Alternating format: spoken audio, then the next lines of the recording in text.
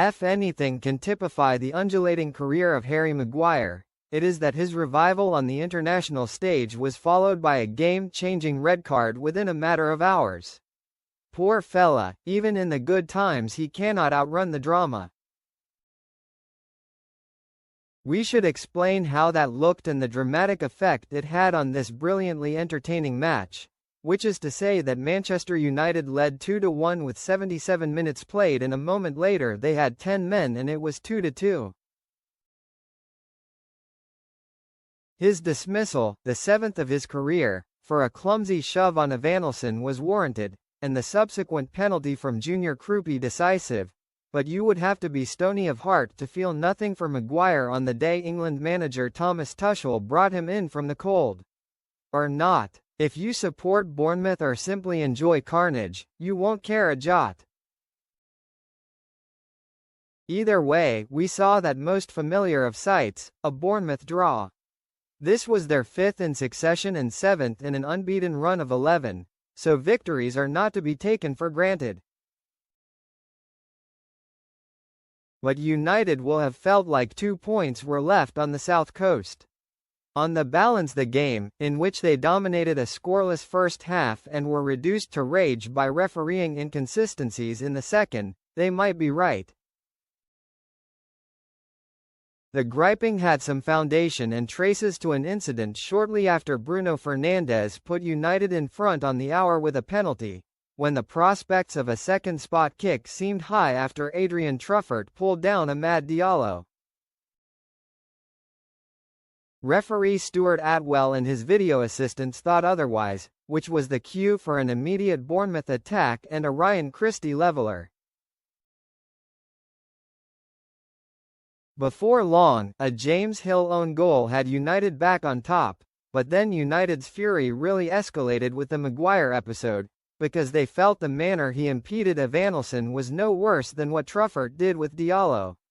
United boss Michael Carrick said, "He's definitely got one of them wrong. If one isn't a penalty, the other isn't a penalty.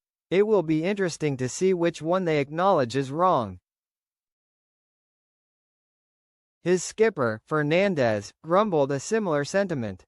For United, perspective comes from knowing they still have a grip on third place and have utilized their freedom from Cup and European fixtures to build up serious momentum.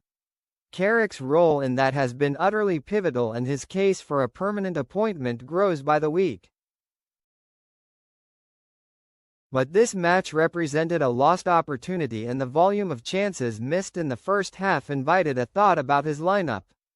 Reflective of form, Carrick had made the call to retain the same side that beat Aston Villa, which was logical enough.